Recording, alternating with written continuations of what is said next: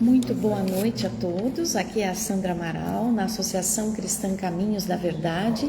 Estamos iniciando a live que começa todas as quintas-feiras, às 5h30 a conversa terapêutica. Cheguem neste horário para a gente poder conversar. Às 6h15 a live e às 7 horas a palestra. Temos também o passe de desobsessão e temos os florais feitos pela casa no primeiro mês, e a partir do segundo mês a pessoa pode se consultar diretamente comigo para a fórmula. A partir do segundo mês a fórmula ela é mais individualizada. Muito bem. Na conversa de hoje, vocês são convidados, tanto em casa quanto aqui, a interromperem, a participarem. Eu só peço que venham aqui na frente para poder falar alguma coisa que pensou, que sentiu, que queria contribuir. Eu gostaria de falar hoje um pouco das pesquisas, do que as pesquisas vêm mostrando sobre o alcoolismo no mundo. Então, nós temos periódicos, que são as revistas da área da saúde, Lancet, JAMA, são periódicos muito, vamos dizer assim, validados, respeitados na área da saúde, com grau de impacto bem alto, ou seja, com credibilidade. Esse é um compilado do que esses periódicos vêm dizendo sobre o álcool no mundo. Então, uma coisa que, numa pesquisa que foi feita nos Estados Unidos, onde 93% dos americanos sabiam e sabem que o tabaco e a nicotina são cancerígenos. 93% dos americanos que fumam sabem que eles estão com uma probabilidade muito aumentada de desenvolver câncer. Mas olha que curioso, menos de 40% dos americanos não sabem que o álcool é tão cancerígeno quanto a nicotina e o tabaco. Eles não sabem. E essas revistas vêm dizer pra gente que o álcool ele é uma substância carcinógena, né? Ou seja, que causa o câncer classe 1. O que é a classe 1? A classe 1 é onde estão classificados a nicotina, o tabaco, o amianto. O amianto é uma substância extremamente tóxica e cancerígena. O que tem amianto? Telhas, essas telhas,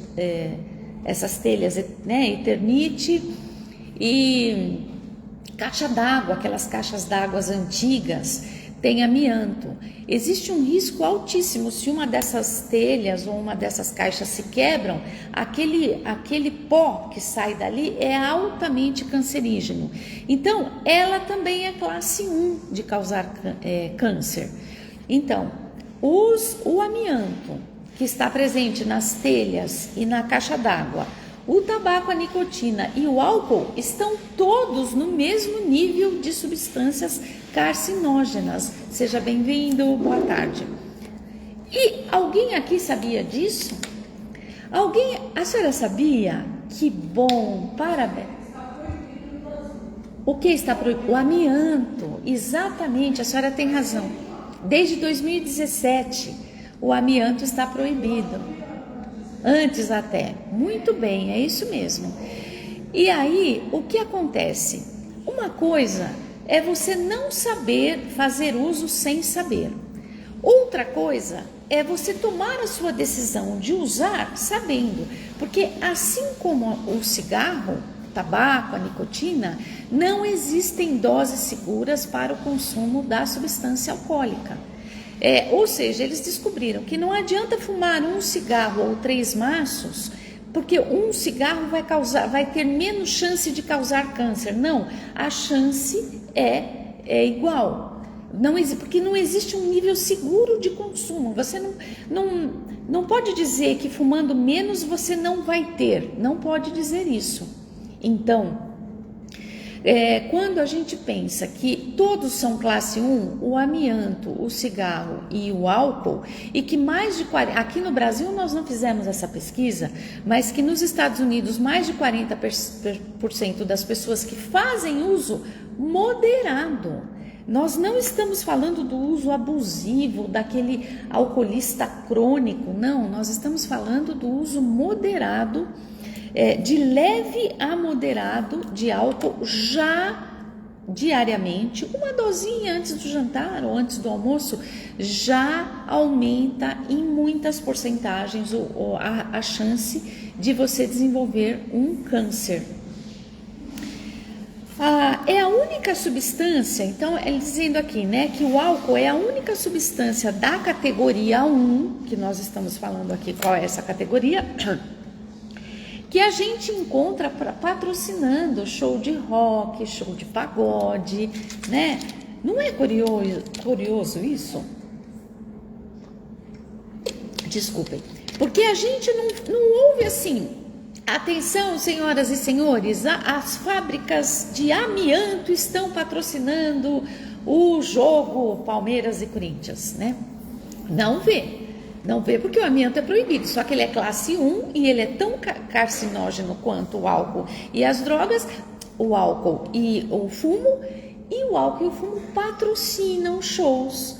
Há bem pouco tempo, nos anos 90, o líder brasileiro de Fórmula 1 mundial, o carro dele era um pacote de cigarro. Vocês lembram disso, né? Da Marlboro e do Ayrton Senna. Patrocinando algo extremamente popular, mundialmente tido como um esporte de elite, né? Então, é a única substância que patrocina shows. Ela é envolvida em glamourização. Então, toda vez que você... Até as festas cristãs, batizado, Natal, Páscoa, são regadas a muito álcool. E tidos como normal. Quando você vê um símbolo do ano novo, feliz 2026, você vê o quê? 2 taças brindando com champanhe. É o símbolo clássico. E só que deveria vir escrito ali: essa substância é categoria 1 para desenvolvimento de câncer e não existem níveis seguros de consumo dessa substância. A gente tem, eu por exemplo, já tive, frequentemente aparecem idosos no consultório que eles não faziam uso abusivo de álcool, era uma dosezinha de álcool no jantar de negócios, no almoço de não sei de onde, mas rotineiramente. Não desenvolveram câncer, mas estão com Alzheimer bem adiantado, porque ele também causa demência. Muitas vezes vem primeiro a demência e depois o câncer, né? Então, a gente precisa só saber disso, porque eu mesma, há bem pouco tempo atrás, achava lindo, visitava cidades onde existia plantação de uva e onde se cultivava vinho e fazia cursos de sommelier, porque eu era apaixonada pelo assunto, até que eu me dei conta de que isso é uma grande mentira, é uma grande falácia. O álcool, não importa se ele é fermentado, se ele é destilado, se ele é premium, não sei o que lá das quantas, ele tem etanol. Etanol é cancerígeno. O nosso fígado não metaboliza o etanol. Ele dá uma ou outra quebradinha e sobra no fígado, que depois que ele já fez tudo que ele podia com álcool, uma substância que é o acetoaldeído. Essa substância destrói o nosso DNA. Então, ela destrói o nosso fígado, a nossa mente, todas as nossas células têm DNA. Ele destrói o DNA, ou seja, ele destrói a nossa capacidade de replicar células saudáveis, a nossa capacidade de se regenerar, de vencer uma doença, de vencer uma depressão. Com o álcool, tudo fica muito mais difícil, né? E o álcool também patrocina os horários nobres, né? O que é uma grande falácia. Isso é algo absolutamente antiético na nossa sociedade, né? Classe 1 não significa talvez cause câncer, significa evidência suficiente de que causa câncer em humanos. E essa classificação existe desde 1988. Mas havia tanto lobby, e ainda há, da indústria do álcool, que isso não passava nas leis, no legislativo, no Senado, isso bloqueava, se fazia lobby, não se patrocinava as pesquisas que queriam dizer isso, elas tiravam-se os investimentos dela. Então agora nós estamos conseguindo ter algum apoio para divulgar esses dados que já são conhecidos desde 1988. Em 2020 foram 741 mil novos casos de câncer atribuídos ao álcool no mundo. Então, 4% de todos os diagnósticos de câncer, 4% no mundo todo é devido ao álcool. E isso dá 741 mil casos, mas provavelmente é muito mais, porque existem países que não fazem pesquisas, né? Nós estamos falando de países que fazem essas pesquisas. E a gente sabe que muitas vezes, quanto menor o poder aquisitivo, mais a pessoa se afunda no vício e o país menos pesquisa faz nesse sentido. Não existe então a dose segura, né? E aí ele vem com outro dado, que metade dos cânceres atribuíveis ao álcool na Europa, surpreendentemente, são causados por pessoas que fazem consumo leve a moderado. Não são os alcoolistas crônicos, os bebedores abusivos. São as pessoas que tomam uma dosezinha aqui, uma dosezinha ali, mas ao longo dos anos essas doses vão se tornando cumulativas e elas causam doenças degenerativas ou doenças como câncer, né? Então eu já falei aqui. O que a gente entende? A famosa dieta mediterrânea, né? Que é tida como uma dieta super saudável, que são ali os peixes, os legumes, azeite, azeitona e uma taça de vinho. E aí se diz que o vinho, ele é bom para o coração. Gente, o que é bom para o coração é a uva. Come uva. A uva é bom para o coração, mas você vai tomar etanol junto com a uva e vai dizer que isso é bom pro coração, minha gente? Isso é carcinógeno, né? Como nós estamos vendo, né? Então, a famosa dieta mediterrânea também é uma falácia, também é eticamente equivocada. Agora imagine os campos que cultivam uva para depois fazer o vinho, que tem toda aquela história. Você tem cidades aqui no Rio Grande do Sul que vivem disso. Isso deve ser muito assustador para essas pessoas, mas não é saudável, né? Nós estamos vendo pela ciência que não é. Então, décadas de marketing sofisticado construíram a falsa percepção, né, de que o vinho faria bem ao coração. E não, hoje questiona-se o viés nesses estudos. O que é o viés? O viés de um estudo científico é quando você, por exemplo, corrompe a amostra. É só um exemplo. O que é corromper a amostra? Ao invés de eu pegar essas pessoas que bebem e acompanhá-las ao longo dos anos para saber se elas vão desenvolver câncer, eu pego então uma pessoa de 18, uma pessoa de 50, uma pessoa de 20, uma pessoa de 60, certo? Eu tenho que atingir toda a população, mas não, eu faço a minha pesquisa ardilosamente, eu monto um viés, eu pego só jovens de 18 anos que bebem. E falo, nós acompanhamos os jovens de 18 anos que bebem durante 5 anos e eles não desenvolveram câncer. São jovens e o câncer é cumulativo. Talvez eles desenvolva só, talvez ele não se desenvolva, né, gente? Mas a probabilidade de desenvolver é maior. Talvez se desenvolva com 50, com 60 anos, no processo de envelhecimento, onde o nosso corpo fica muito mais fragilizado e o impacto de tudo que fizemos ao longo da vida é muito maior nessa ocasião do envelhecimento. Então você pega uma amostra contaminada, vamos dizer assim, uma amostra ardilosamente montada, não refletindo a realidade, então isso é um viés na ciência, né? Então hoje questiona-se os possíveis vieses que haviam nesses estudos, de amostra, de várias coisas. Que, além de tudo, eles foram patrocinados pela indústria do álcool. Então, havia ou não havia conflitos de interesse? Fica óbvio que sim. Eu estou patrocinando você para chegar num resultado que é o que eu quero e é para isso que eu estou te pagando, né? Muito bem. Então, quando a pessoa bebe e ela cessa a cessação do álcool, ela para de beber, ela pode reduzir ou reverter estes danos. Olha que legal. Olha como o organismo tem uma capacidade imensa de regeneração.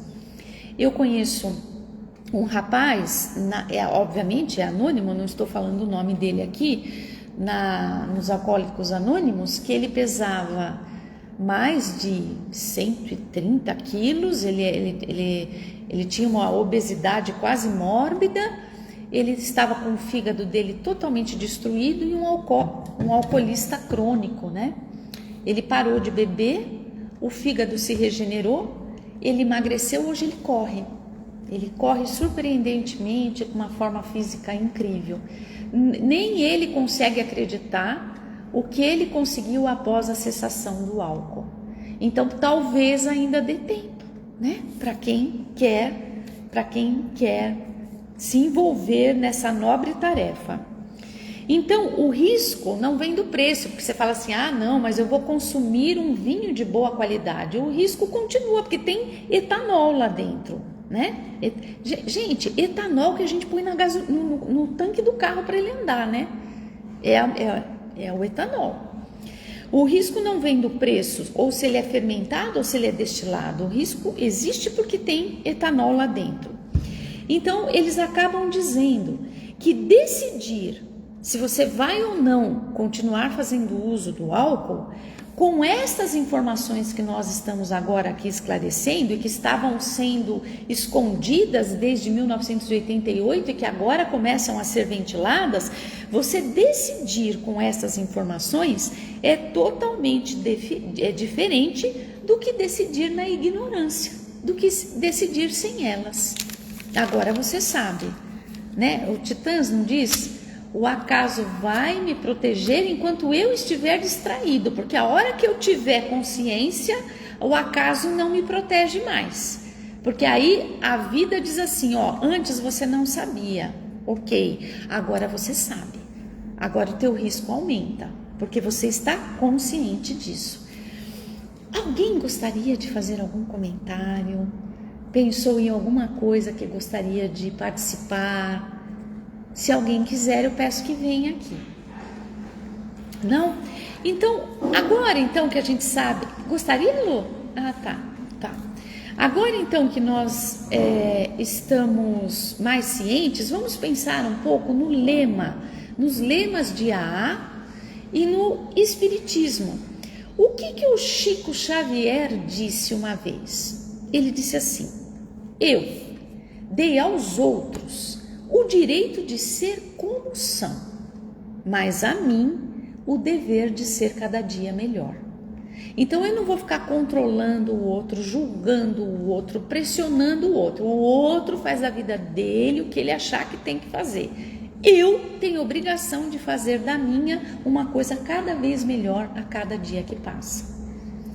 Então, isso a gente lembra toda vez que existe essa necessidade de controlar o outro. Você não pode se curar no mesmo ambiente em que adoeceu. Então, a mudança geográfica é algo muito importante no alcoolismo. Se você só tem os amigos do bar, não vai ser muito difícil sair do bar. Então, vai ter que fazer amigos na academia, amigos na viagem, amigos na marcenaria, não sei qual atividade manual que você gosta de fazer, um yoga. Você tem que ter outros amigos para frequentar outros lugares, para ter outras referências. E chega uma hora que você vai ouvir da sua boca o que a gente ouve o alcoólico anônimo lá na sala dizendo: hoje eu não bebi, hoje eu não senti vontade de beber. Por quê? Não tem amigos que bebem, não passa no bar, tá fazendo academia, se bebe o rendimento cai, você tá super feliz porque o teu rendimento tá legal, a tua vida muda, a cabeça muda, você desintoxica, você fica com vontade de comer uma comida legal, de fazer uma viagem legal, de fazer um esporte legal e não de ir lá pro bar se entorpecer, né? As prioridades mudam. Outra coisa, você frequentar grupos como esse aqui. Por quê?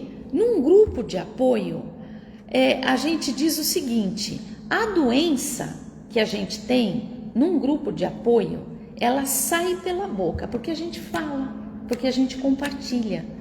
Mas a gente também ouve o outro falar e o outro compartilhar. Então, a experiência do outro vira remédio para mim. Então, num grupo de apoio, nós temos a doença saindo pela boca quando a gente fala e o remédio entrando pelos ouvidos quando a gente ouve a experiência do outro e aprende com ela.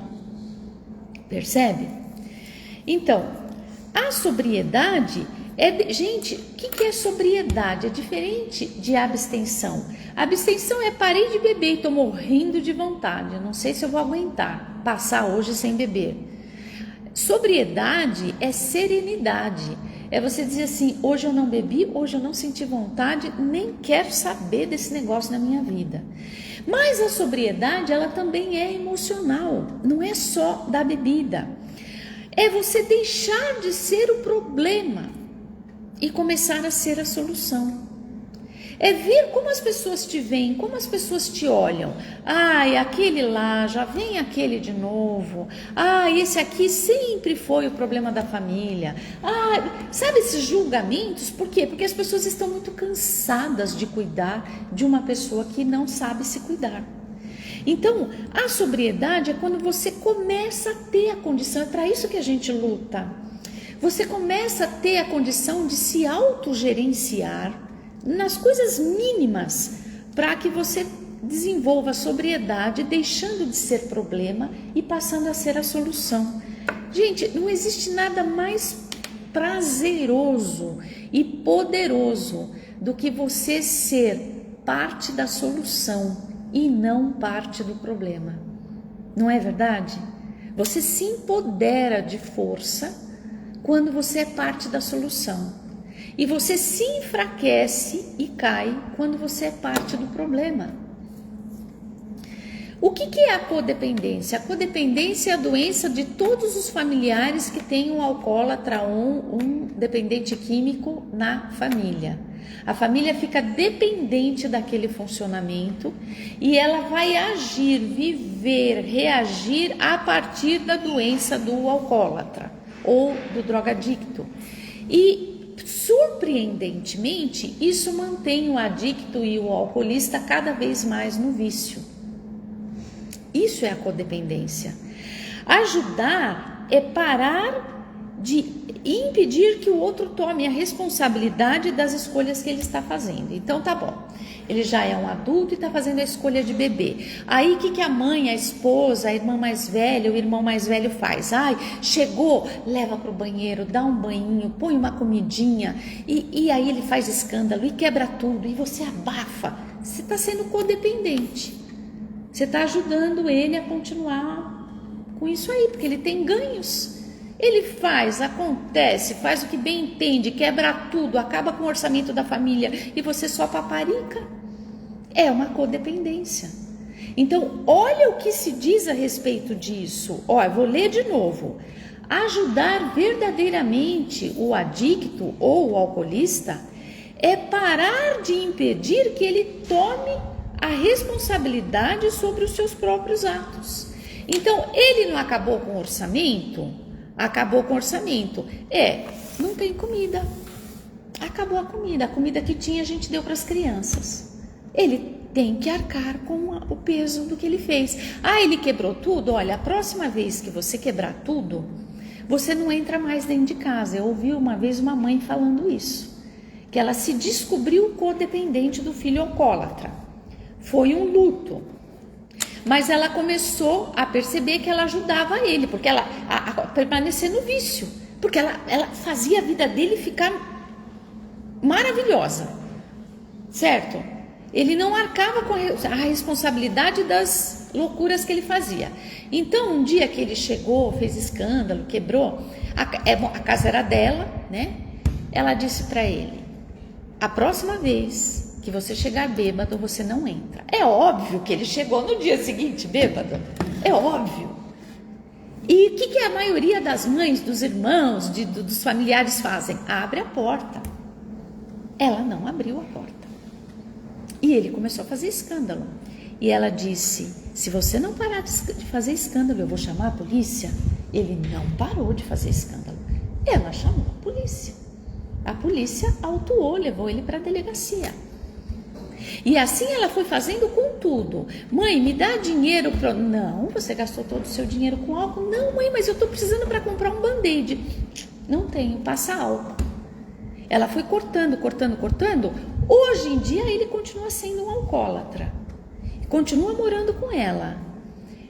No entanto, mesmo alcoólatra, ele respeita todas as regras da casa. Dá para acreditar nisso?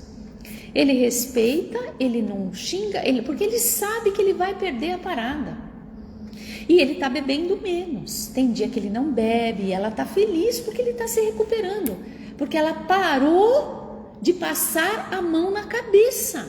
Quando a gente passa a mão na cabeça, a gente reforça a doença e a loucura do outro. E a gente está doente, louco, igual. Bom, eu quero depois continuar falando um pouquinho mais sobre esses lemas, mas a gente continua na próxima, pode ser? Porque aqui já deu o horário e eu gostaria de convidar vocês para a nossa prece. Senhor, obrigada pela sua presença em nosso meio, obrigada pelas tuas bênçãos, pelos teus ensinamentos, obrigada pelas tuas palavras, que elas sejam verdadeiros bálsamos de cura e consciência em nosso corpo, que possamos usar o nosso livre-arbítrio para escolher tudo que for reto, justo, bom, nobre, que possamos fazer da nossa vida algo a nos orgulharmos desde agora e até anos depois, quando olharmos para trás. Para isso, Senhor, nós reconhecemos que sozinhos não temos esta capacidade e colocamos o nosso amor, a nossa força de vontade, a nossa maior e melhor energia em tuas mãos, para que o Senhor guie as nossas vontades, guie as nossas palavras, os nossos pensamentos, os nossos entendimentos, as nossas atitudes, as nossas esperanças, as nossas aspirações. Pedimos, Senhor, que o Senhor vá à frente, porque nós estamos comprometidos na tarde de hoje a mudar a nossa vida e receber a presença de Cristo transformadora, brilhante, renovadora em nossos corações, para a partir de agora mudarmos as nossas intenções e os nossos desejos para nos alinharmos à tua vontade e ao teu amor. Estas coisas te pedimos e agradecemos em nome de Jesus. Que assim seja. Amém.